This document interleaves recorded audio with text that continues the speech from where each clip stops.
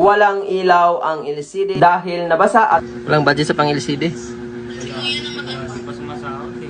Sige. Try natin muna i-repair. Kaya dito mga idol, nagpasya ako na subukan natin i-repair. Ito mga idol, 90% ito kapag nag-blackout, lalo na kung nabasa, ay hindi po talaga magawaan ang LCD. At ito, subukan lang natin i-try. At dahil nakita ko na may mga tubig ito sa gitna bago ko binuksan kanina. So hindi na alam ni sir na nabasa ito dahil kapatid daw niya ang gumamit. At nung tinuklap ko itong tape na to at dito ang koneksyon ng backlight. At nakita ko na nangalawang siya or nabasa. Nawala ang display at vibrate na lang kapag i-open. At sinubukan ko siyang ihinang baka makuha natin sa hinang-hinang dahil wala pa daw sahod at wala pa pangbili ng bagong LCD. At dito mga idol, subukan natin makatipid si idol. At ayan, so nilinis ko siya mga idol at nakita ko no yung mga glinya niya ay kinalawang na po ito. Kaya ayan, so pati yung flex niya ay kinalawang na. At ito pinaghihinang-hinang ko ang linya. Madalas kasi nito mga idol, kinakalawang siya kaya po nawala ng backlight.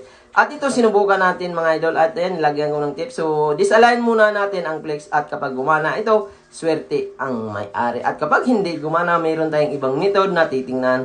So ayan, testing natin at nakita ko nagbabibrate pa rin siya at wala pa ring display. Kaya ayan, naawa din ako sa may-ari nito dahil kailangan niya ang cellphone sa trabaho. At ayan, so wala pa ring ilaw, vibrate pa rin at wala tayong makitang display. At dito mga idol, next step kong ginawa, meron pala itong putol na linya dito sa pinaka-positive line ng backlight flex. Ayan, pansinin nyo mga idol. So kitang-kita natin na kinalawang siya at naputulan ng linya kaya hindi na po siya nag-iilaw. Isang linya lang yan mga idol. Kapag yan po ang naputol or kinakalawang, mapuputulan po talaga siya. Kaya hindi na po nakikita ang backlight. At ang gagawin natin, i-jumper po natin. So maliit lang na jumper yan mga idol.